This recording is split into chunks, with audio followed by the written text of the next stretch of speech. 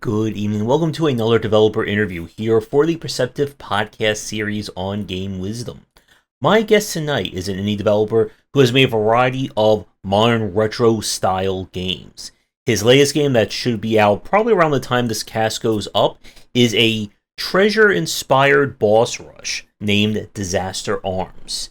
So please welcome to the podcast for tonight, David Peters. How are you doing? I'm doing well. Thanks for having me here, Josh. Thank you for coming on. And as I was telling David and for everyone watching, if you are interested in coming on to talk about game design or project you're working on, be sure to reach out to me any way that you can.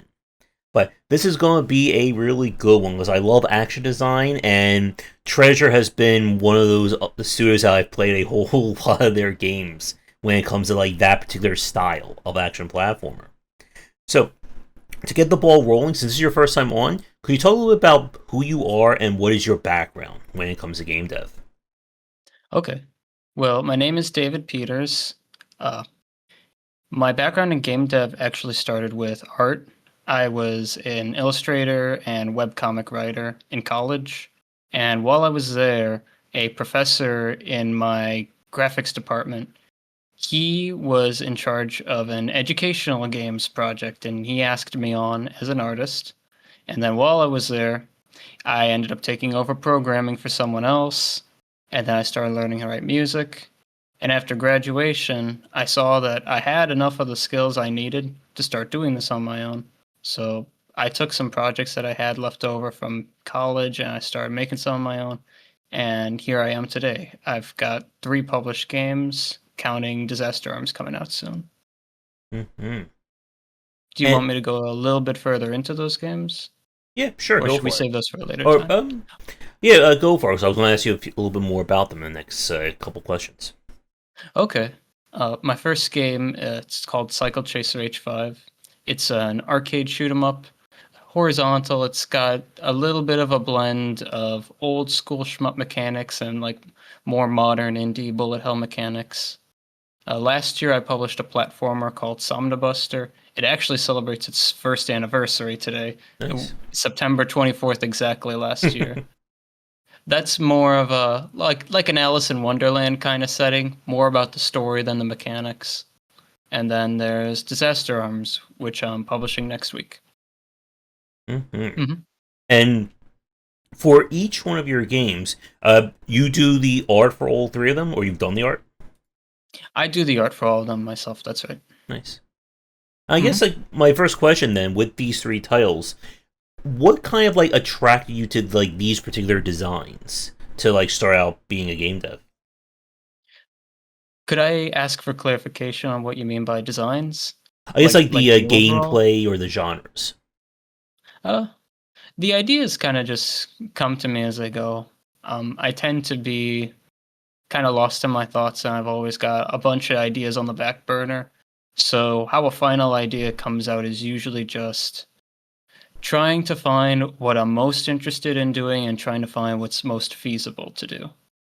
Which is why a lot of my games tend to be on the arcadey side of things, because it keeps dev time a lot quicker than like a modern like 15, 20 hour Metroidvania, That is a much larger hurdle to take on, especially for one person. Mm-hmm. Yep. And I have interviewed developers who've worked on Metroidvania design. They can certainly attest to the I amount. bet I couldn't do it. Trying to like organize in-game events based on what you've done, where you've been, story. I that's I. So I guess to follow up, it with like the different gameplays that you've worked on, again, like kind of like action platformer and then shmup and then boss rush. What was like? I guess like what attracted you or what made you want to work on those like particularly? Uh, a little bit of it just being my favorite kinds of genres to play. The kind of games I grew up with, like a lot of Mega Man, a lot of Sonic, a lot of like Sega Genesis, a couple Sega Master System and Game Gear things here and there. I grew up in like that window where they were putting out a bunch of plug-in plays of those old Sega games, and a lot of those were really like crappy. But they did introduce me to some really cool games, like Fantasy Zone and Rise Star. Mm-hmm. And mhm. I would say For some of the games I've made, I try to just bring back a certain kind of gameplay style that I don't see in modern indie games. So like there's a lot of boss rush games and a lot of run and gun games these days, but it doesn't feel like there's a lot of people doing both at the same time. Except maybe like Cuphead, but like Cuphead's a big example, you know? Hmm. I think what's like kind of like interesting with that is when we kind of look at like when indie development really started to like blow up in the 2010s, a lot of people were making like platformer and modern retro games. You'll get stuff like, of course, Shovel Knight being like one of the standout examples. I Mm-hmm. remember like seeing like people from the outside saying, "Oh, all indie devs just make like platformers. They only try to copy Mario, and that's like all we saw." And that just like Mm-hmm. hurt my soul when I heard someone say that. And Yeah. Just with kind of brushing the story with one broad stroke. yeah, and with kind of like action platforming and even like being inspired by the likes of Treasure, there is a very particular style of gameplay. I was wondering, like, from your own perspective, like, when we talk about, like, I guess, like, the height or what made Treasure special and what you kind of wanted to bring to your games, like, what do you consider to be, like, some, like, the best qualities there? I I'd say for like if we're talking like the older to like mid era of Treasure, kind of like their Genesis library, Hmm. up until like the very early 2000s when they're publishing like Ikaruga and maybe like the Asteroid Boy game on the Hmm. Game Boy Advance. Hmm. I'd say it's a maximalism. The one thing about Treasure is that I don't have the exact names, but many of the old developers there were from Konami. And the thing about a lot of Konami's old works is that they would kind of start with like a real pop culture theme or like a movie IP and use it as a frame of reference and then build game mechanics out of that context. You know, you got like Contra, it's riffing on like a lot of like the military action movies and like obviously Alien. And then you got Castlevania, which is taking Hmm. a lot from like the original Dracula and like way 50s, 60s horror aesthetic. But then when you see the move to Treasure, I feel that their design ethos takes more from other games and other genres as opposed to cross media works. And that's something that's very typical now, as everybody is trying to make games based on other games. But I think at the time, it was a very novel thing. What do you think? Hmm. Yeah, and I definitely can see that, especially with trying to like innovate or iterate on a Mm-hmm. pre-existing idea or a pre-existing genre. And it's always tough, I think, for I think this is a good point for a lot of indie developers in terms of you really like Contra or you really like Castlevania or Mario. What Mm-hmm. do you go from there in that perspective? Because a lot of first time developers, and I've seen there's a lot of students and kind of like game one, prototype one style, is to just emulate that one to one. I'm gonna if Mario's like this, I'm building my game like this. If I'm being inspired by Sonic I think is another really good example of this because I'm sure everyone Absolutely. here knows like what was it, a Treasure Planet? I think that's what it was called. Uh, That Treasure Planet is the Disney movie. oh wait, That's the one with Jim Hawkins. I think you're thinking Freedom Planet. Freedom Planet. Thank you. Yes. Mm-hmm. Freedom Planet, of course, for people who don't know, it originally started out as a fan-made Sonic kind of celebration.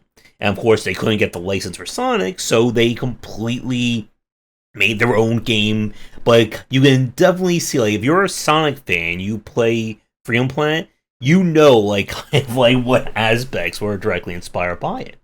And it worked because you can play that game, and if you've never touched Sonic, you can still get a fully well developed experience.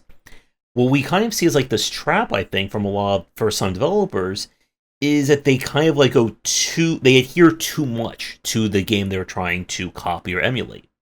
I think a quintessential example that we've talked a lot about on these podcast series is when we get like the mega trends, your Balatros, Bullet Heavens, deck builders. For any longtime regular of the series watching, you know that I can rattle off like 10 examples of each one of those genres because it's like imprinted in my brain.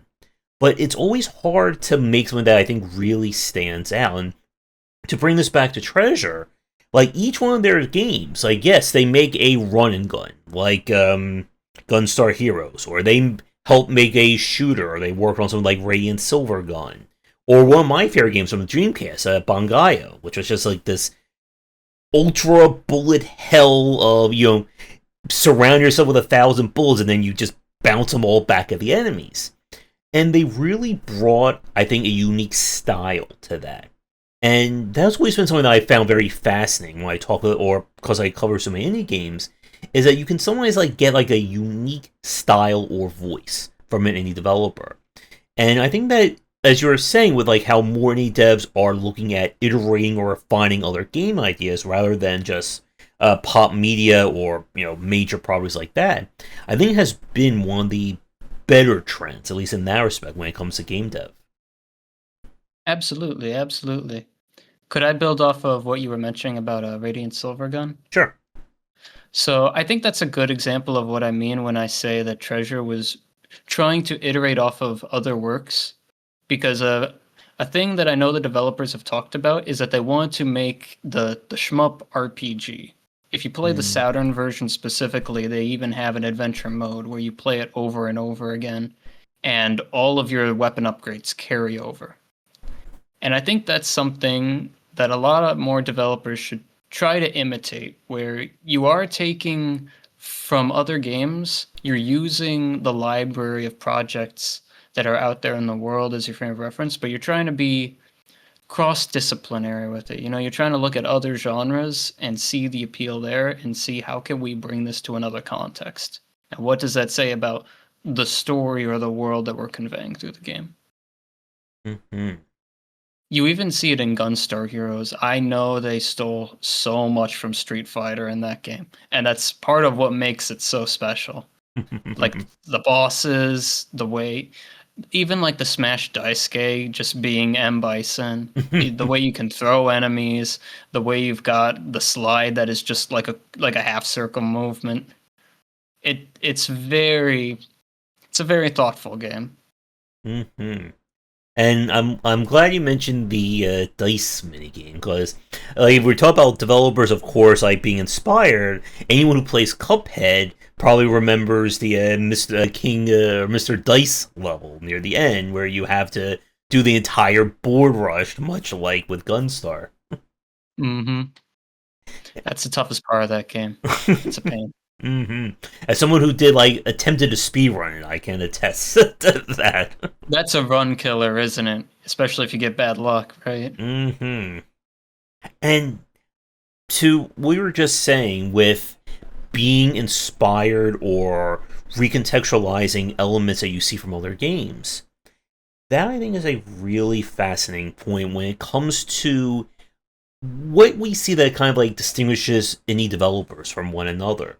As we've said, like everyone has heard of Mario. Everyone who's played a platformer knows a Sonic. But trying to make something that is different, or maybe just like 10% different, you just tweak one little aspect of it, can lead to something that is very radically different. With the example that you mentioned with Ray and Silvergun trying to be or introduce like an RPG element to the shmup. There was a game that I played last year. Let's see if I can find that one fast. Let's see. Angel at Dusk, which was a vertical shmup that also had like kind of like an RPG mode on top of like a very unusual and different story. And Okay. it's always, I think, interesting when we see developers like kind of take these elements in a different direction. And I guess, like, here's a question for you. Like, from my Mm-hmm. own perspective, when I see like developers do these kinds of genre combinations, I'm going to make a rhythm bullet hell, a action cooking game, or we can keep throwing more and more outlandish ones out there. There's always that kind of line you have to walk between how much do these genres can like really mesh together, and when you start just making something that it just feels wrong.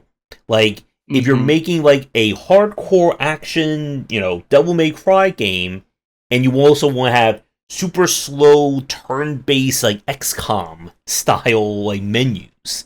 Sometimes Mm-hmm. like we get into this like a water and oil situation. And I just want to ask you, like, what do you think about that? You say water and oil. Do you kind of mean like it's two elements together, but there's kind of like a discrepancy between the two? Like it doesn't feel like they're completely merging together. It's like you're playing two different games that are taking turns with each other. Yeah, that kind of thing. That is a tough line to walk. I would say I would say that kind of genre mixing does tend to put me off just Mm-hmm. because it tells me that they aren't giving full dev time to one idea or the other. And sometimes it's like they put a lot of effort into one of the genres in that like mix package and then the other not so much. That Mm-hmm. tends to happen a lot with like action RPGs. Maybe all of the resource management and the characters and the story are really compelling, but then when you get to the action parts, it's just not as fulfilling as like a dedicated character action game. Mm-hmm. Yeah, Hmm. and as another point for like any like long time listener watching, like one thing that is always like I think like always like rubbed me the wrong way is when you have like real time with pause elements. So stuff like Mm. Jagged Alliance, what was it? Baldur's Gate had like a real time with pause aspect to it. Like the original I'm talking. I haven't played Baldur's Gate 3 yet. Like That's a little outside my wheelhouse. Could you explain that to me? The real time the with real time with pause? yeah. What this is, it's used typically in a lot of like tactical games or RPGs where combat is played entirely real time. Characters are going to move around as you would normally.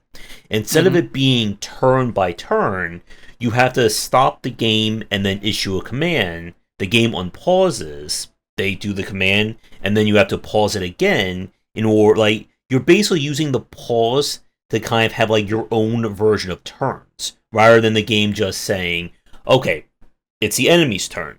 Now it's your turn. Now it's the enemy's turn, and rinse and repeat. I see. When you describe it like that, it reminds me a little bit of Grandia. Do you Hmm. know about Grandia? I've heard of it, but I have not played that series. Okay. It's like a traditional JRPG.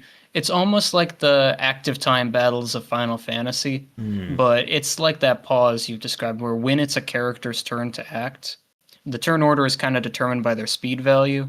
Mm-hmm. And so you'll pick what they want to do, and that goes back to the battle phase until the next character, whatever their speed may be, gets their turn.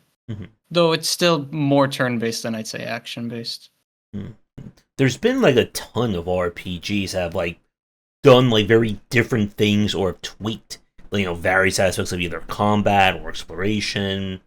One series I was just thinking about last night was the Trails series. I know they're getting. I think Trails One Mm, is getting a remaster or remake. I think it's either coming out or it's going to be out. I've heard a lot of people that's talk a about full it. remake. They're building it from the ground up. Yeah, and Hmm. as an interesting point, I don't think this is the first time that the developer Nihon Falcon has done that. Because I'm also replaying the Yeast games of YS, and they've also, I think, remade some of the older ones along those lines. But of course, this is like I think like a 10 or 15 year old remake at this point.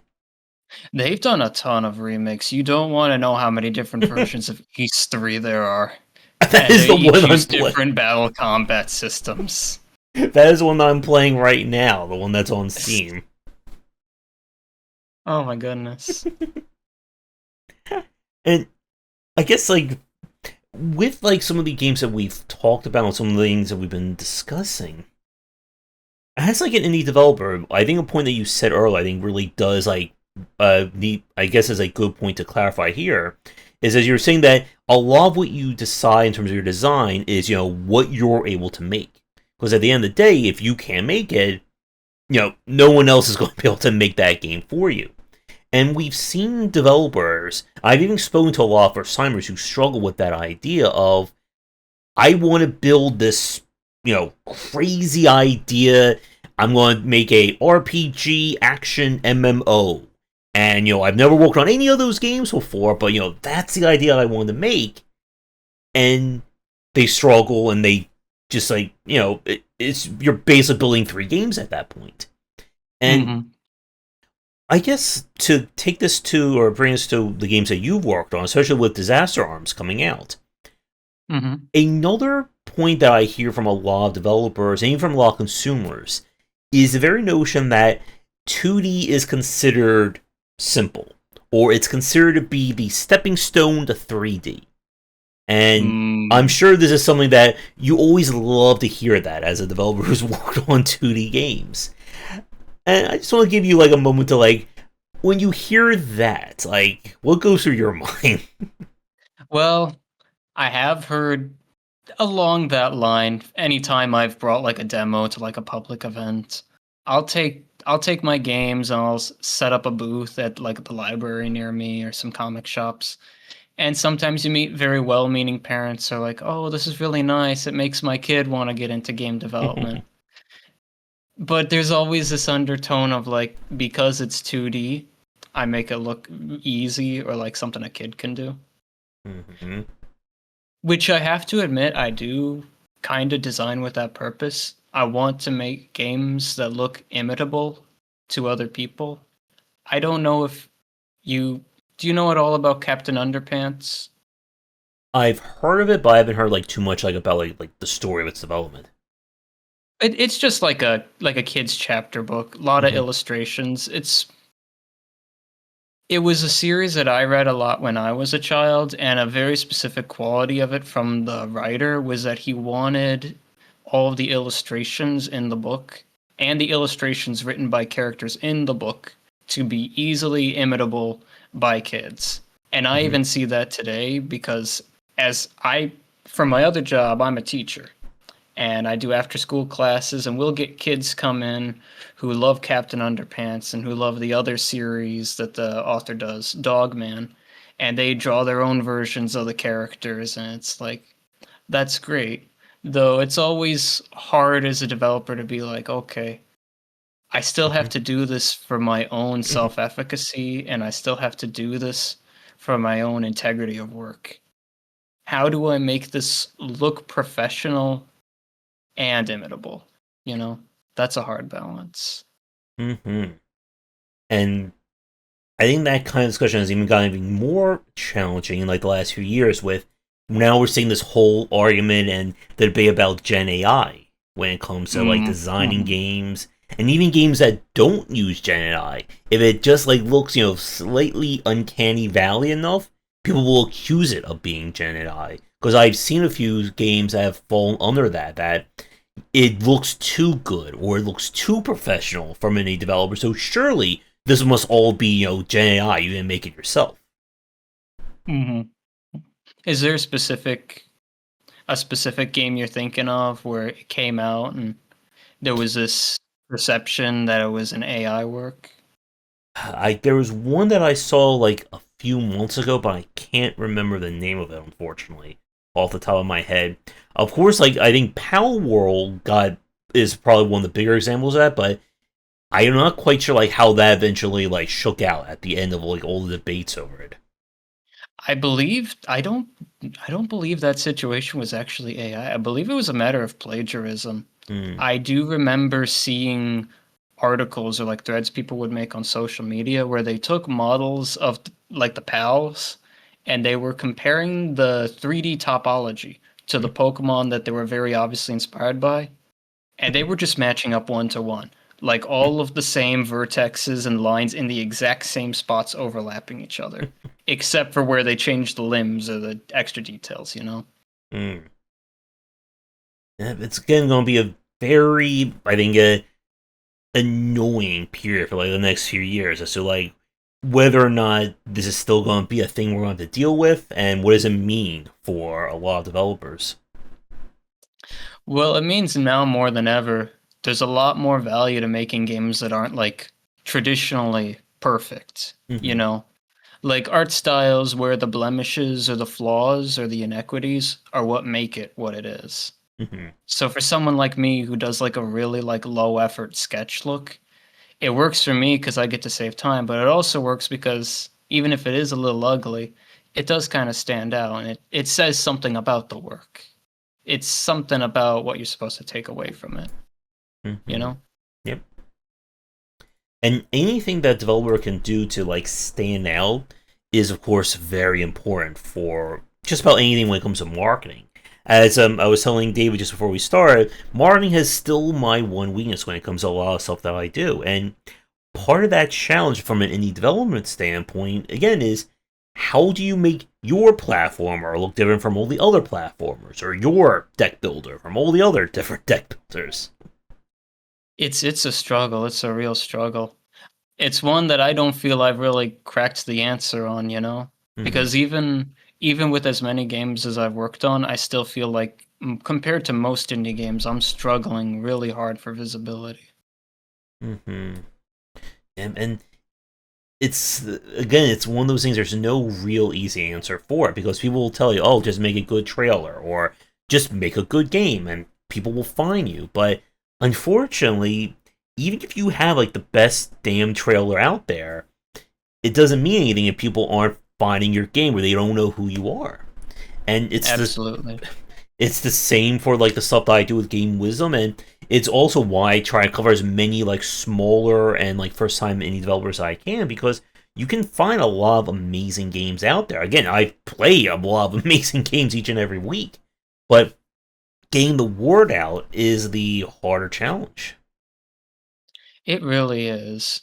I think especially now more than ever, we are such an advertising oversaturated economy. You go Mm-hmm. on any kind of streaming service, even on YouTube, there's so many more ads than there used to be. So many more people bombing you to try to get your attention. And so as a developer, that always puts the pressure on how do I make my thing stand out and also not feel like I'm another screaming voice in the wind to my viewers, you know? Mm-hmm. Oh You're yes. always towing that line between being too obnoxious and bombastic, like you don't want to be raising like a rubber finger up in the air and like waving around a mega horn, but you do still have to get people's eyes. Mm-hmm. Yep. And it's that very delicate, especially when you see like someone who is doing like the wrong things or is making like a loud noise and they're getting more coverage than you. And it's like, well, do Mm-hmm. I just do what they do? Or do I just keep doing my own thing and hoping that, lightning strikes in a way? Mm-hmm. The lightning strikes part is very apt. I have to be honest, from my own experiences in game dev and experiences that I've shared with other people working in the space, trying to make a prediction one way or the other about what you should be making or not making to chase a trend, it mostly comes down to a lot of luck. But I think that can be a positive takeaway in its own way. Like, if there's nothing I can do to guarantee an audience, I should do the thing that I want to do. I should make what comes from the heart and just put it out and do the best I can to find the people who will emotionally resonate with it. It's Mm-hmm. almost freeing in a sense. Like, Mm-hmm. if I can't make it big doing the trend chase, at least I can make it a little bit doing my own thing.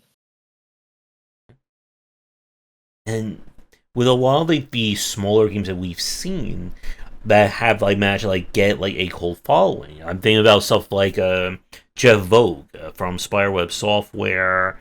It's another one, Chris Park from Arkin Games. Like these are studios that they dedicate themselves to very specific niches of their audience, and it can work for you. But it's always that matter again of does this idea have like enough legs to make something to get people interested in it? Because you can, as anyone knows, you can make as many games as you want just for yourself. But if there's not that, that certain X factor that gets people wanting to play it, you're not going to have an audience. That's exactly right. I do want to say we've had Silk Song out for a couple weeks now, and of course that had a big reaction not just from people who had been waiting for that game for so long, but also indie developers who were trying to like extrapolate some kind of marketing strategy for themselves out of what that game succeeded or failed to do. But what are your thoughts on that? I'm sure you've heard a lot of people talking about that game as of late. Mm-hmm. like for me, like I can understand not releasing a game on the same day. Like you never want if you know some mega success is coming or some big names coming out on X date, it doesn't make sense to release your game on that same day. But like the people saying, "Well, I got to delay my game months or weeks," that just Hmm. felt very weird to me. I made a video on that topic because again, at the Really? end of the day, like when we talk about games like Silk Song and even like some of like the larger ones like Balatro, Vampire Survivors, it's still a very specific audience. Like if you're making a first person shooter, Silksong should not be a factor into like FPS game or real time strategy or something along those lines. Absolutely. Even with how big a game like Silk Song is and how much it plays to a lot of popular trends, like it's got a lot of Dark Souls elements, it kind of sits in that Metroidvania Mm-hmm. niche. Those are still niches, Yeah. and that doesn't include everybody. And you got to kind of fight that urge to be like, my game needs to be out there for everybody. Mm-hmm. Yeah. And there really is like no such thing as like the perfect video game. Like that one game that's going to hit every single market demographic perfectly. Yeah, all things considered, I think it is. I think it is innate to art to accept that perfection is kind of the enemy of art. You know? Mm-hmm. Yeah. And as we've seen, like with so many of these games that have come out and done like amazingly well, that a lot of them have done well because they just kind of like perfectly hit that point about their specific audience. If we again talk about something like with Silk Song, or even with something like Clair Obscur that came out earlier this year, being probably like one of the more surprise hits, just by being like a very polished take on the JRPG formula. And there are people saying it's the best game ever. Of course, I could certainly argue against that point. But it's still a phenomenal game if you are a fan of that particular style. I have heard a lot of praise about that. You're talking about Expedition 33? Yeah, Is that the full title? yeah. Okay. Just want to make sure. Mhm. And I think to like the point that you said a few minutes ago, like people trying to like extrapolate, like what is the exact formula to why Game X did well. We've seen, I think, publishers aiming like consultants like kind of struggle with that. Again, like when we look at how major trends in game dev really take off. But one thing that I think always comes up, at least from my point of view, is that like if you're the first game to do something, whatever it is, you can't really replicate that same exact magic again. As an interesting example, I just finished writing my latest book on like cozy and casual games, and of course, a big mention of that is Stardew Valley. Stardew Mhm. Valley just basically kicked the hornet's nest of slice of life farming sims that we've gotten like the past 7 to 8 years. Not one of those games has done anywhere near the same success as Stardew, and a lot of that is that you're kind of chasing the coattails of someone who's already done it. That's absolutely right. In the case of a game like that too, something that you'll struggle with any kind of game where the focus is the player's own modular experience with the tools. Like you think like a Minecraft or a Roblox or Stardew Valley, where it's kind of like you're presented with a world and then you do the things that you want to do in it. Mm-hmm. People are always going to be making their own experiences with it. So there's always that question, what makes my content different than the other meaningfully if the point isn't the context, it's the tools, Mm-hmm. you know? Yeah. And having like very interesting like tools or something that like stands out from a gameplay point of view, that can lead to again like some very amazing designs, as we saw the rise of like, the automation genre with Factorio, Dyson Sphere, and that particular era. And again, like when we talk about like these mega successes, they still are about cultivating a specific fan base. If you're a super hardcore fan of Factorio, more than likely you're not going to care about Silk Song, or you're not really thinking about Expedition 33. That's right. That's right. So I guess to bring this back to what you're doing with Disaster Arms and like the treasure style of like, or just like action design in general.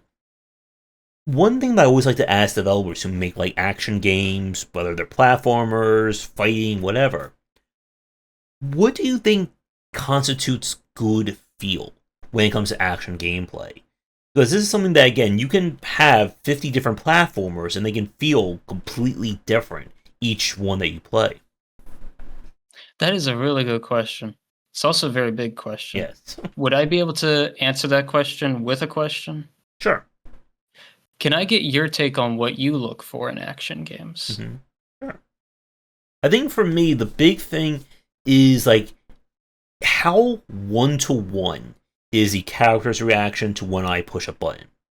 Like if you're trying to build a very high action or very reflex driven experience, and there's a delay between me hitting jump or attack or dodge, it really just kind of like throws me off that rhythm. I think that's also part of Mm, the reason why a lot of the more like parry focus games that we've seen like the last few years, even going with something like Expedition 33 or Sekiro, always felt like a little bit awkward to me. Because when there's like that delay between when you hit the button, the guy like takes in and then he does the parry versus hit the button, it's immediate. That always kind of like it kind of throws off my sense of rhythm in that respect. And absolutely. with platforming in particular, the thing that always like hurts me when it comes to platforming is like if you've played platformers where you when your character's moving in the air and you let go of left or right, the character still is moving, even though you've let go of that. And it's not like something like Ghosts and Goblins, where you jump and the character is at fixed angles. But like when you lose that sense of control over your character, I think is kind of like the defining like issue when I think about like frustrating action design. Okay, I see. From your response, I kind of get the impression like the systems innate to the character that you're playing as, those are the priority for you. Hmm. Like it's like an opportunity to put yourself in the boots of this really high powered character and just take things on as naturally as it would be for them in the universe. Yeah, like if you're like I want to feel like the character is responding exactly to my button presses. Like it doesn't feel like there's a delay or like in my mind if I hit, punch punch kick and my character does like a cartwheel, like something, like there's that disconnect that doesn't work for me. Hmm. I definitely remember feeling the same way. I don't play a lot of 3D games these days, but I do feel like when I was going through the motions, trying to get a little taste of everything, the Devil May Cries, the main Zeldas, a couple Metroids here and there, I was definitely feeling that way where it's like if there was any sort of disconnect between what I wanted to do and what I felt like I was doing, it was easy to get tangled up and frustrated. Hmm. Though I would say since getting a little bit more into arcade games, you did mention Ghosts and Goblins as an example. Hmm. I do find myself getting a lot more out of games where there are these limitations or these disconnects imposed on the player. Obviously, an example of Ghosts and Goblins, you have the fixed jumps after you move. But even the delay when you throw a weapon, the way you have to stop in place, unless you choose to jump and throw, in which case you also have to commit to the jump. I think decisions like that in game design help promote thoughtful play, and that's really important to me. Even when I make games where the appeal is how explosive it is, or how intense it is, or how good it feels to just use your special attack and wipe something out, or do a real nice combo or dodge, Hmm. I think it is still good for there to be restrictions put on the player's abilities, just so that you have to think pragmatically about it. Hmm. And I try to echo that in the games I make. Definitely in Disaster Arms, but also in the platformer that I published last year. Hmm. Yeah, and I think when you have limitations like that, like you have to charge up before you do your special move, or something that I see in a lot of like modern day beat 'em ups, where you now have like a special meter that if it fills up, you can Hmm. then do your ultra attack without losing energy. Like when you have like those moments that are, I think, very punctuated in terms of experience, it reminds me of I think it was a design video by the creator of Smash Bros. He did like this whole game design series on YouTube. You're talking about that video series Sakurai did? Yeah, I think he Hmm. mentioned something along those lines about trying to make like those big moments just like feel very like punchy to the player. It does, I think, help make those moments like very memorable. I was thinking of like as you're describing it, or as I'm going through this, I was thinking of something like Beautiful Joe from wow, that was like GameCube era now these days. That And, game's over 2 decades old now. oh, I feel even older as I'm talking about it. And it is a game that it is all about like it's not just about you punching the enemy. It's about you doing a zoom in, super slow mo punch that does like penta damage to them. Hmm. And these are things I think sticks in the player's mind. And you can make a game that has those moments that they remember. I think it ultimately keeps them more engaged in it. For sure. For sure. And with, I guess, like another point that I want to mention that we discussed here, and we've been talking for almost 40 minutes now, but something that I think is another very critical point about action design and just like this kind of like, I guess, like reflex driven gameplay is enemy designs. So obviously Mm. with like disaster arms, like the you of course have like the minor enemies are going to be mobbing you on your way, but a big part of that game, I think a big part that you were like mentioning like the promo is that it is going to be more like the treasure, boss rush. You're going to be fighting a lot of different boss class enemies in it. So That's exactly right. from that perspective, what do you think about good boss design when it comes to like building like enemies in a game?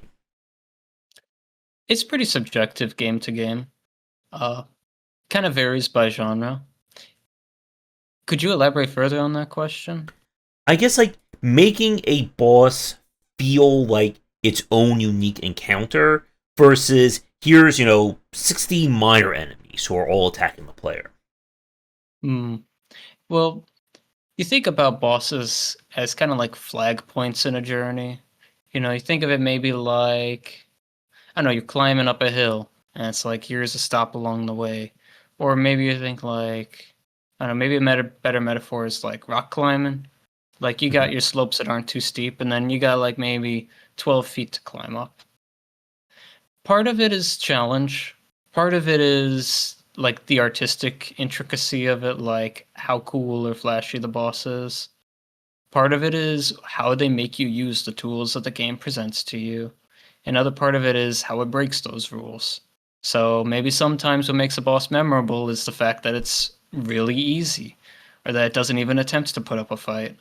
If you've played Gunstar Heroes, I'm sure you remember the dice maze from there. Mm-hmm. They've got this wider range of fights, and some of them are kind of comparable to the main stage enemies.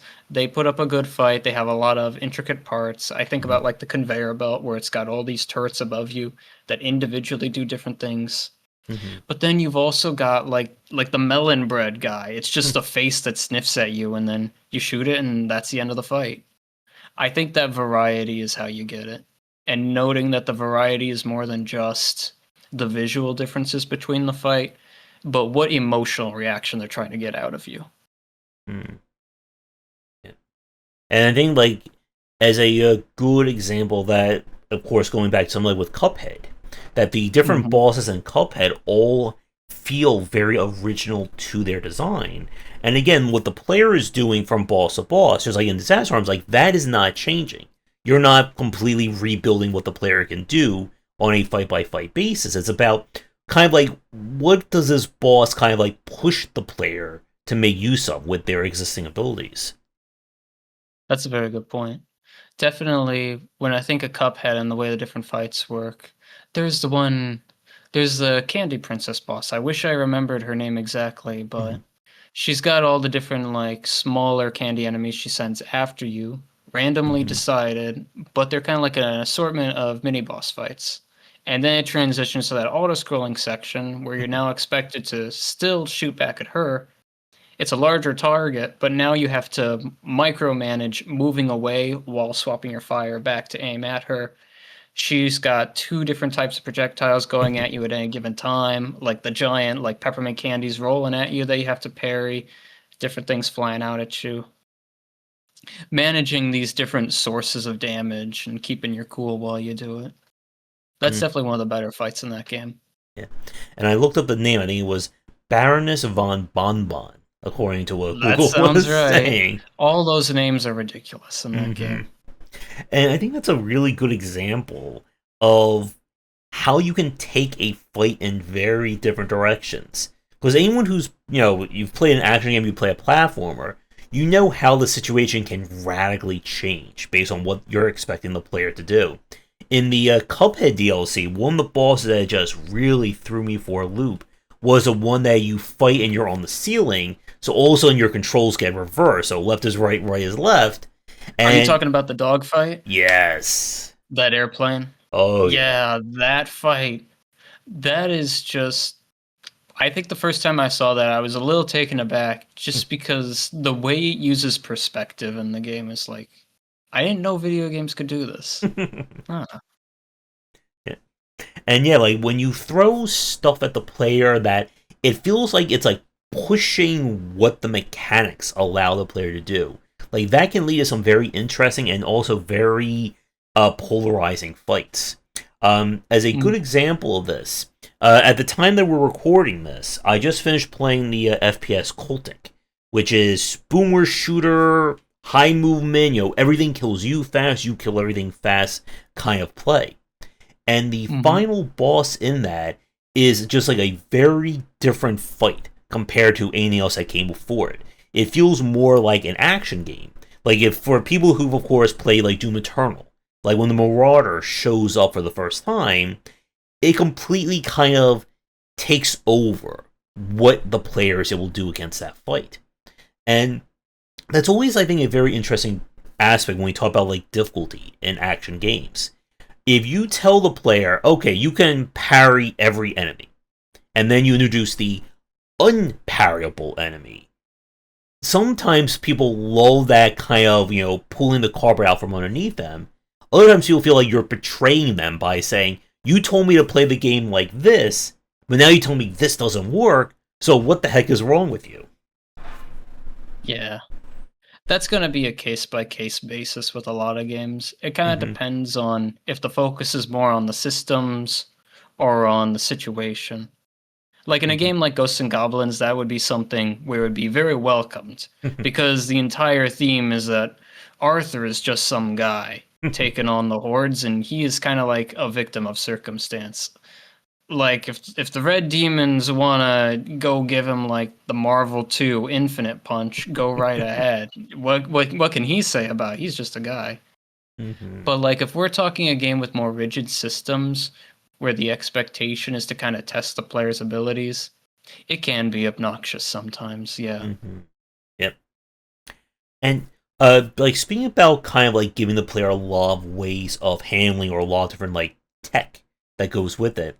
One thing that I want to ask you about with Disaster Arm. So I remember when I played the demo, I think one of my people who were watching me was like very intimate with Disaster Arm, so they knew about the game beforehand, and they were telling me about like all like the advanced stuff that you can do in that game, like some like the more unique ways of being able to like destroy enemy bullets and kind of stuff that's not really readily known when you first start playing it. And what I want to ask you about in this respect is when it comes to like I guess like advanced techniques in an action game. The stuff that you Mhm. expect the player to figure out without just telling them, okay, if you charge up for this attack, it can, auto stun enemies or, stuff that you're expecting the player to figure out versus you telling them, okay, this attack works against green bullets. This attack works against red bullets. From a development standpoint or from an onboarding standpoint, what do you feel is like the how too much or too little information when it comes to like what you want the player to figure out on their own and what you're telling them this game is supposed to be? Mm, I would say for myself, I would try to keep things that the player is intended to discover on their own be mostly optional Mm-hmm. until the game needs to contextualize it for them. Uh, Going back to Disaster Arms, you were talking about the. I assume you're talking about like the punch you can do where you let out the explosion, Hmm. and then like any enemy bullets that hit it disappear and get Yeah. replaced with collectible items. Hmm. So like something like that. For those early stages, none of the fights require you to use it to survive. None of Yeah. them are necessarily expecting you to know how to do it. Though you go a little bit further, I want to say it's stage 3. It's not in the demo. You'll get to a boss where it does just give you a line of bullets that head towards you, but slow enough that you can kind of like fiddle around with the buttons until you figure out what you're supposed to do. Hmm. Though I think in the case of that mechanic, which when did you play the demo, if I may ask? Oh, Because there's a chance it might have been a version of the demo where that move was not in the tutorial or like the little blurb where it tells you what you can do. I want to say it was in the tutorial, but I believe I played it. I want to say either during this summer or maybe a little bit before. So maybe like 3 to 5 months ago, I think was when I first or when I last tried it. Okay. Then there's always that chance that it wasn't tutorialized. Admittedly, that's a flaw that I tend to have when I make Mm-hmm. my games. I feel like everything I've published, somebody always comes back and tells me, I didn't know I could do this, and until I figured it out, the game was frustrating me. Mm-hmm. So that's on me. And I think like that's a really like important like statement because I see this with a lot of like the argument between like hardcore fans and casual fans of a lot of like challenging games. That when there's that one little tip or that very important, mechanic explanation that can basically mean the difference between I know how to beat these enemies or it's a lot easier versus, this guy's just unbeatable. Like I can't do anything. A lot of like the hardcore players, of course, argue, no, you're supposed to figure this out on your own. We don't want the game telling you that you're supposed to do this. But I always find it to be a very like moot point because if people are getting frustrated because they don't know that this is what you're supposed to be doing, if it's not conveyed somewhere in the game, how is someone supposed to know that if they're just coming to your game for the first time? That's a very good point. Yeah. I think a lot of it is I do tend to think that maybe as modern gamers we have a little bit of an over expectation of how games are supposed to be Mm-hmm. tutorialized to us. That is kind of a consequence of us moving away from the game manual generation of games. We can't have this like extracurricular source of information about where we can put the game rules like as a backup. Mm-hmm. So we now have to have everything in game explain itself to you, or else risk that the player has to figure it out on their own. Mm-hmm. I have kind of thought like I know there's that game Tunic where it kind of has an in-game manual to accompany you as you go, and it kind of leaves you to your own devices. I haven't played it. My understanding is it's got its own language that you kind of translate as you Yep. go. So it's maybe a different situation than the one I'm describing. But I do think there would be some merit to trying to integrate the concept of game manuals into the game itself so that you can have an easy frame of reference to look at what you can do Mm-hmm. outside of the game circumstance itself. So it doesn't have to break the immersion. So that it doesn't have to like imagine if you were like a real knight, like going off to fight a dragon, and you're Mm-hmm. fighting the dragon, and some random squire pops up with a sign that says "Strike him right there." Like that'd be a little bit confusing, you know. Mm-hmm. I don't know if I'm making myself well understood by this. I could just be babbling. I think I got it. It's again like that issue of how do you, I guess, onboard someone to a game? Because again, like to your example, like if you're showing your game off to someone who's played every single Devil May Cry high hack and slash title, and you start your tutorial with press square to use a sword, they're going to, look at you very funny. But as we've said, like and like to the point you were saying earlier about like what we kind of expect from like modern games or modern design, it's that challenge of when a game, I think, quote unquote, breaks containment, when your game is no longer being viewed by your most hardcore fans. And we've seen titles that have gone, I think, just with the rise of YouTubers and streamer culture. Like people finding out about games like La Mulana, Fear and Hunger. I'm sure my brain, again, is blank on other examples at the moment. But there's always that case where someone who hasn't been following this developer for the past 10, 15 years is trying out this game. They're going, what the heck is this? I don't know what any of this is. And of course, all the hardcore fans jump them, going, "You should already know how to do this jump, or you should already know, all these different rules." And Hmm. it becomes very hard to, I guess, like get new people engaged in that respect. Yeah. I think as a developer, it's probably just in the best interest to assume that your players don't have a frame of reference. Mm-hmm. Like, even if you have to risk alienating some hardcore players, it's still better to, like, make a hard game that assumes the person playing it isn't familiar with the genre, Mm-hmm. than make something hard and not give them the benefit of the doubt and Mm-hmm. alienate people further. Because even if people are into your genre, there aren't a lot of genre expectations that are totally concrete. Not every character action game has the same kind of dodging or parrying mechanics or the same rules on what you can and can't cancel out of and whether or not that's something a boss fight or enemy encounter expects you to do. You always have to treat your game as its own isolated instance. And the references you draw upon come from what you want the game to be doing artistically rather than homework that the player needs to have a frame of reference for. Yeah, and I think I'm the same way in that respect. That I always feel like the game should provide the player with all the tools they need to succeed. There's a difference in my mind between if someone is playing a parry focused game and they just say, you know what, I don't want to do parrying. I hate parrying. I'm not going to do it. And then the game, just, smashes their face in the ground because you're not interacting with that. That's one thing. If you design your game around parrying, but you never explain to the player how to parry, what are good parry timings, and that kind of aspect, then that's on the developer for not doing proper onboarding, in my opinion.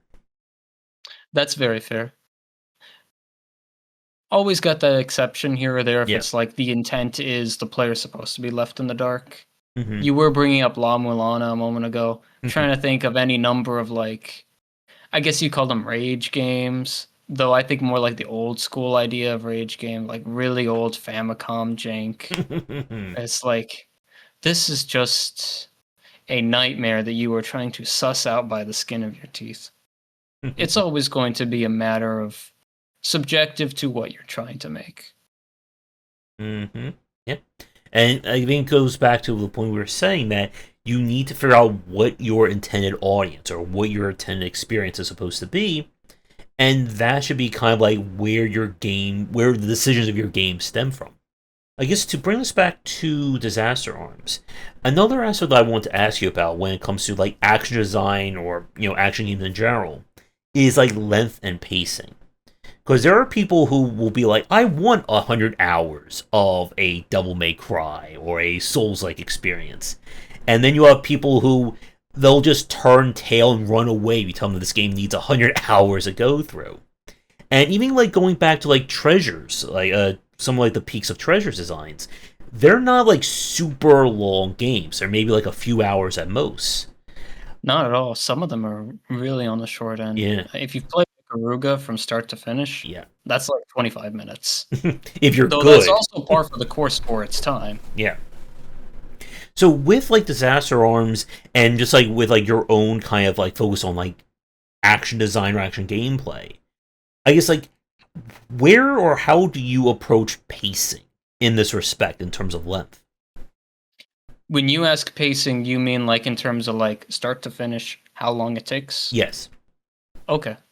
I would say it's if the goal is for it to be an arcade loop where you are maybe have to restart here and there or practice things in order to figure out the intended play route and Mhm. get that good one credit clear. It should definitely err on the shorter side. Any opportunity you can to make the experience easier to get back into is preferable. For something more like traditionally adventurous, where it's less about the overarching destination, more about these fun moments that you experience. Like you think about maybe like a Nintendo style of game, like a Kirby or a Mhm. Mario or a Yoshi or even a Zelda, where it's like the game is a vehicle to explore these individual moments that you can kind of toy box around with. That's where I think you can be a lot more generous. But for Disaster Arms and for my shmup Cycle Chaser, I definitely err on the side like I'm doing as much as I can to trim both the main game length and trying so that replays, there are opportunities to cut that time down more to get back to where you were. Mhm. I think And start to finish, Disaster Arms is like 1 hour, maybe a little bit over, counting the cutscenes. and I think that is a very important point about like kind of like arcade style games, or even just about like high action games that you want the player to just be able to like quickly get in and get out. And like one of the points a lot of people are arguing about with Silksong at the moment is like the amount of time it takes to run back to some of the bosses.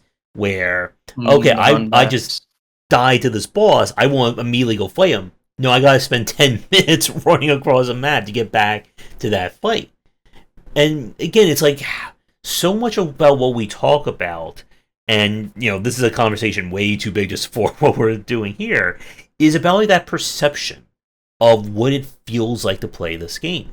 Because you'll have people who are going to say, I didn't mind the run back because I never died.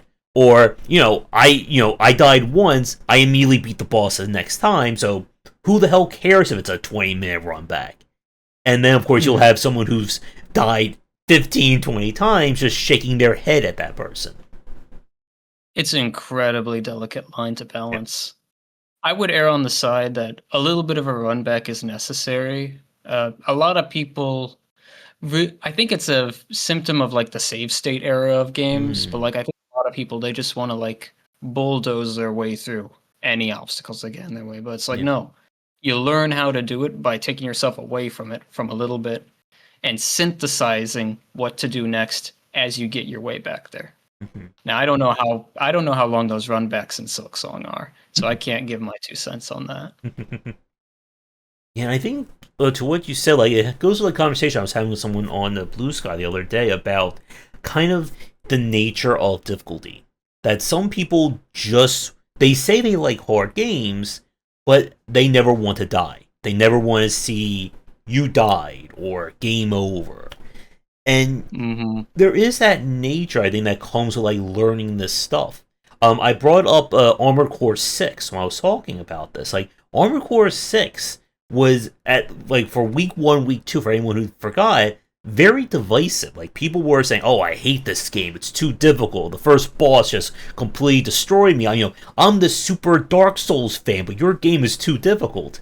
And then you have like all the Armored Core fans just sitting there going, no, this is exactly the Armor Core experience. Like this is the normal part of it. And trying to like learn or improve is always, I think, one of like, the hardest aspects when we talk about action design. Because there are people who have, physical limits. If you have like a physical disability, there's only so much you can, or there's only so much APM you can bring to a game like a Silk Song or to an RTS. But at the end of the day, if you're trying to test the player to, start here and then go to here in terms of their skill, you can make things easier because you're expecting the player to be gradually improving as they go across it. Mhm. It really is a challenge Yep. as a designer to know what the intended path should be. Yes. I think FromSoft is pretty good about knowing, like even people who don't want like a super difficult game, at least respect that the journey is worth the effort. Mhm. So games like Armored Core, Dark Souls being really difficult right out the gate, it's their own kind of panache. Yeah. And I think like what you're getting into. Like if you buy Elden Ring or you buy Bloodborne and then you complain this game is difficult, you were not, the intended audience for it. Like, people know what you're expecting when you begin a game like this. As anyone who's played, any of the Dark Souls, where, the tutorial boss will gank you before you even get out of the door. Mm-hmm. Just hiding behind the door with a baseball bat. Yeah.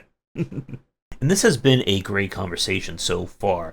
As I was just telling David, like, we can chat about action design for hours and hours on end. So, I guess one question I want to ask you about, like, to keep what we were just saying in terms of the intended experience. When we look at, or when we talk about action games that are designed around, like, kind of either being more for the casual side or more for the hardcore side, as we said, they'll have very different audiences for it. When you're thinking about, like, building a game for, like, hardcore players, like, we're not talking about something for someone who's brand new. We're talking about someone who's played all the action games, all the shooter games, whatever kind of game you can imagine. When you think about, like, high level play in that respect, like, what kind of, like, runs through your mind as a game developer in terms of what do I want challenge to be in this respect?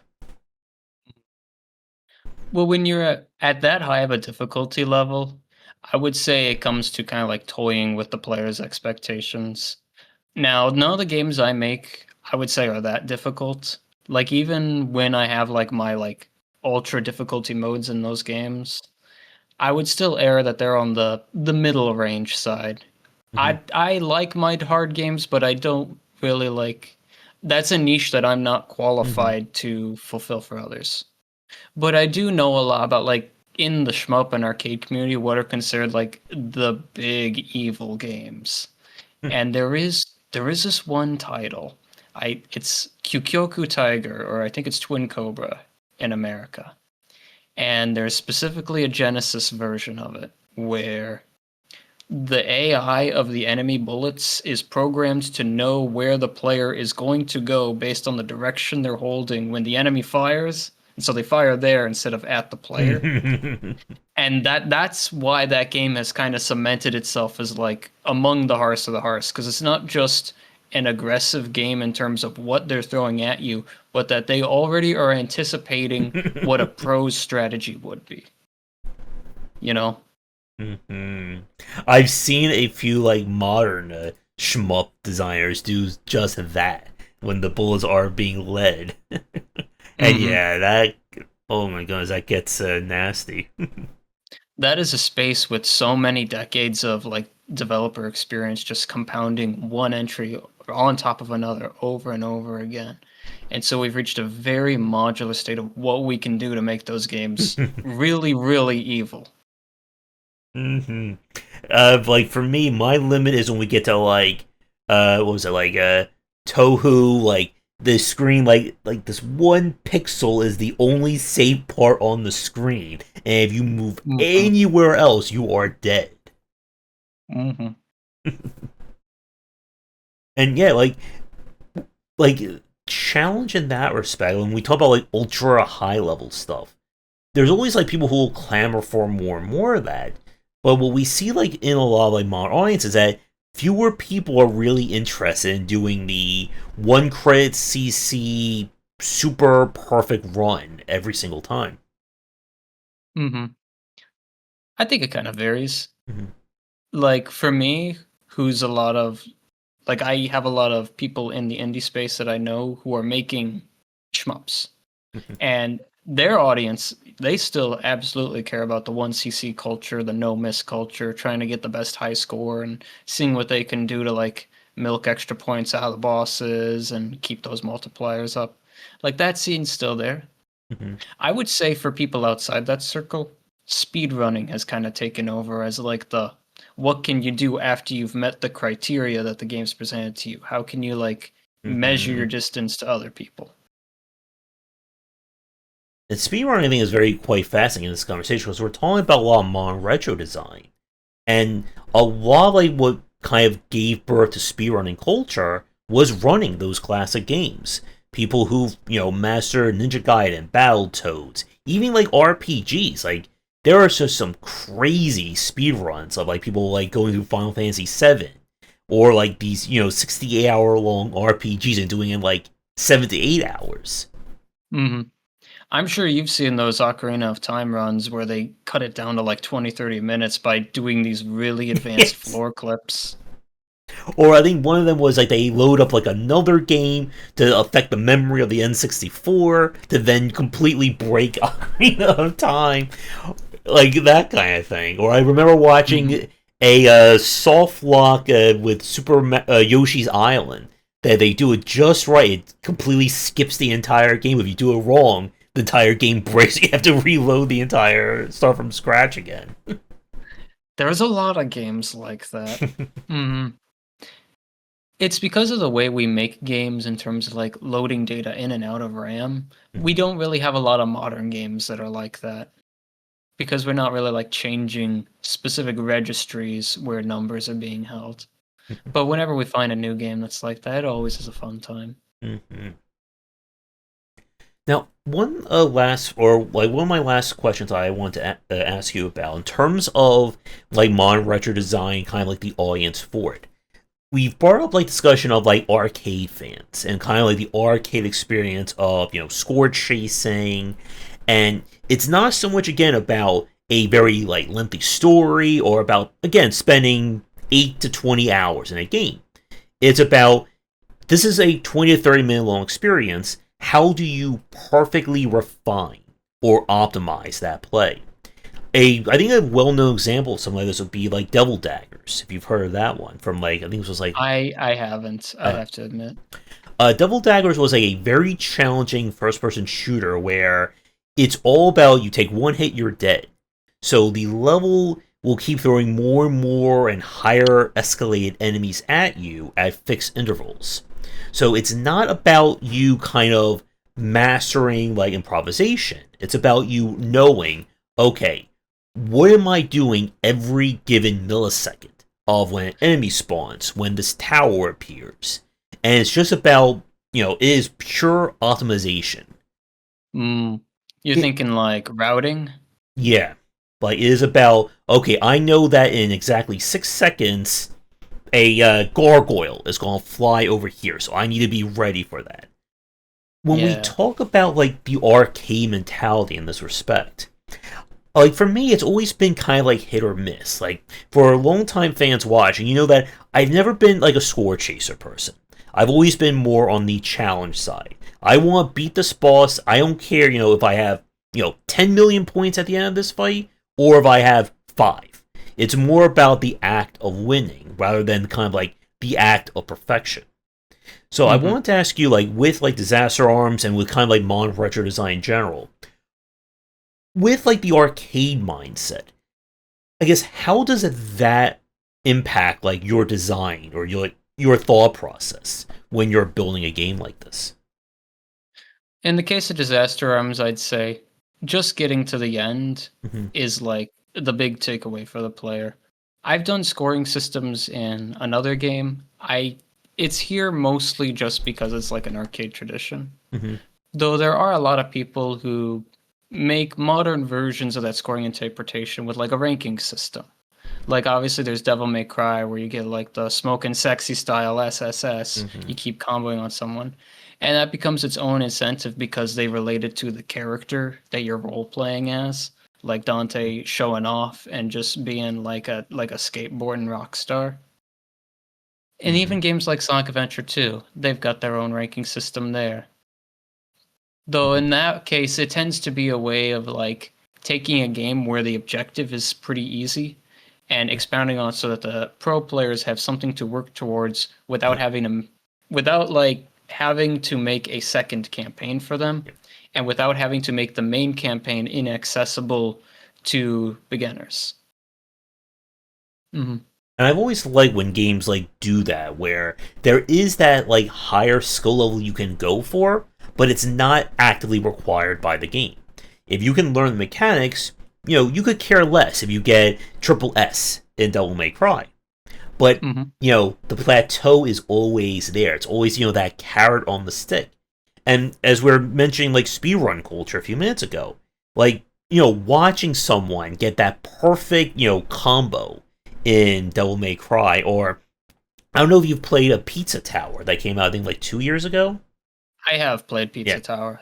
like That Pizza. game is really excellent. Yeah, I love that one. And they also do that thing with a ranking that you can P rank a level, and like P ranking is pure perfection. Like you've hit everything, you've kept the combo alive. It is very hard to do as someone who's done it all in that game. Is it required? Definitely not. You do not. If you are a casual, just a regular player, you never have to touch that. But again, it provides that very long distance carrot on the stick that it kind of makes you want to play the game more, and then as a result, it makes you want to learn the game more to like kind of get more involved with it. Definitely. Definitely. I would say it presented the opportunity to make games that were like action games, but on the longer side. Mm-hmm. When it starts to become less feasible to expect the player to do it all in one sitting, like that Mm-hmm. kind of one credit clear, that's when I would like strip out the expectation for one credit clear and focus more on a ranking system. You can't really afford the time to like practice a 2 hour start to finish game, but you Mm-hmm. can afford players time to like take a 5 or 8 minute chunk and see if they can just perfect it then and there. It's more about the one mission than like the overall performance. Yeah.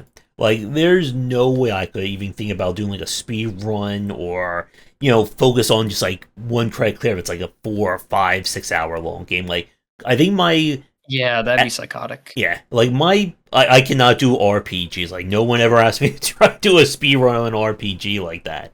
Like, Cuphead, I think my time was like an hour 18, hour 15, something like that. And even that was starting to, like, it was starting to draw me a little batty trying to do. And yeah, again, I think it goes back to, as you're saying, different audiences will have different, versions of the game in their head and what they expect out of it. And everybody's coming from a different amount of time in their Yeah. schedule, a different Oh, yes. lifestyle, and a different expectation of what the genre wants out of them. Hmm. So I think with that, I am just about out of questions. So before we kind of go into like our final wrap for today, is there anything regarding Summon Buster, Disaster Arms, or anything else regarding the platforming, action design that you would like to mention or talk about? I don't believe so. I'm happy with the note that we've left it off on. Okay. I'm really And excited for Disaster Arms to come out. It's it's one of many projects I've been trying to build up to. With every game, I take what I learned from the last and put it in a new context. So I hope people who are interested in like that Genesis or maybe Dreamcast era of arcade design, where it's not that hard, but it's kind of got a little bit of abrasiveness to it. I hope they give it a try. I think there's something there mm-hmm, for people. yeah. And I do wish you the best of luck with the release. And for people listening to us right now, when is Disaster Arms being released? October 3rd. All right. The big 10/3/2025. And I guess, like, as a question, I always like to ask developers: have you already given thought to like what your next project's going to be? I've given thoughts to multiple next projects, admittedly. In fact, the big crossroad is I don't know which one to bite off first because they all take this varying amount of time, and like none of this exists in limbo. You got to figure out your own life schedule. Like, what are my other job propositions right now? What is my budget looking like for the next year, 2 or 3? But I have many ideas, a lot of new things to make, a lot of sequels to things I've already made. Though I don't have anything to share until the day comes where I can say that I've got it out the door, you know? Mm-hmm. And I'm curious, like, how long was Disaster Arms in development for? Uh, Not counting time to like preemptively write out the script for everything, I would say 11 months. Hmm. Hmm. I think that's, and like, as like a point, like, for like my audience, listen, like, this is something I've been hearing from a lot more like newer developers I've been interviewing with, like, the last like 4 to 5 years, like focusing on like smaller game dev cycles and having all these different ideas in your head. Because I think like a big point that I've always been like talking about like the last year or two has been like sustainability when it comes to game dev, and being able to think about what you're doing in the next year, 2, 3, 4, 5, versus focusing, as we were saying, like on these like mega projects. Like a 50-hour long game or an 80-hour long one.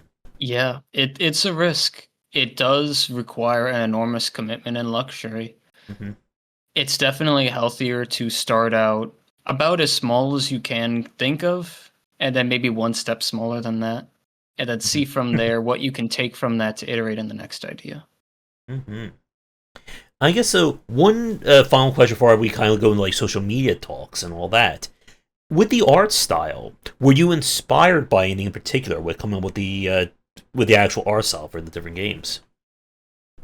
Uh, when you say art style, would you be asking more about like the rendering style, like kind of like the line work, the colors, or are Kind of you like thinking more the like the character designs and the setting? let's Or go is it a like little bit of both? I think a little bit of both, like kind of like the lines and kind of like the character designs. Yeah, I would say it's a little bit of me iterating on kind of the sketches that I made as a kid. I would draw a lot in like my math notes, even just on any blank sheets of paper I could get while multitasking something else. Hmm. But I didn't know how to draw very well at all as a kid. So a lot of this is like, how can I take those crummy sketches and make like the highest fidelity version of that possible without betraying the sketchy, like childish nature of it? All right, and your art is definitely better than mine. As anyone who's seen me try to draw anything when it comes to these to any kind of game. Well, I appreciate you saying that. Thank you. So, to take us out on before we get to like our final set, anything else in terms of design, disaster arms, anything else you'd like to mention before we kind of say goodnight?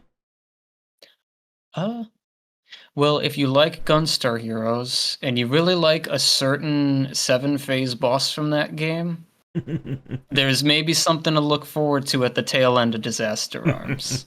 Not saying anything definitively, though. All right. So, with that, to kind of wrap up our conversation, in terms of social media, anything you want to mention for where people can find you at, etc., etc.? Your best bet is probably finding me on Blue Sky. I think it's PD-CGT at Blue Sky Social there. I still use Twitter, but Twitter is such a violent decline these days as the activity is just swarmed by bot activity and everybody has Mm-hmm. moved away from there. Your best bet's probably Blue Sky.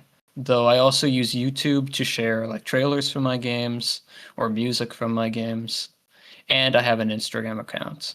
Though I don't update it as much as the Blue Sky.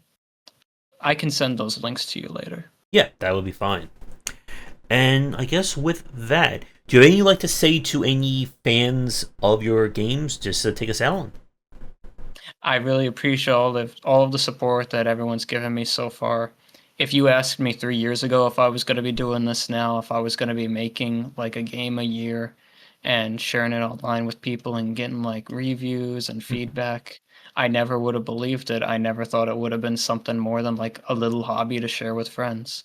But the fact I made it this far, I'm very thankful for everybody who supported me. Thank you. All right.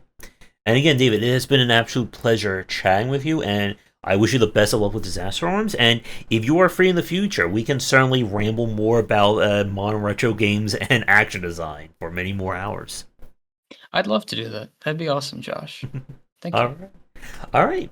So, for those of you watching, thank you so much for tuning in. If you are new, do the YouTubing stuff. Buy all the many copies of my books, action design, the shebang, and you'll find links to all that down below. Be sure to check out Disaster Arms, which should be out by the time this cast goes up, as well as the rest of David's collection.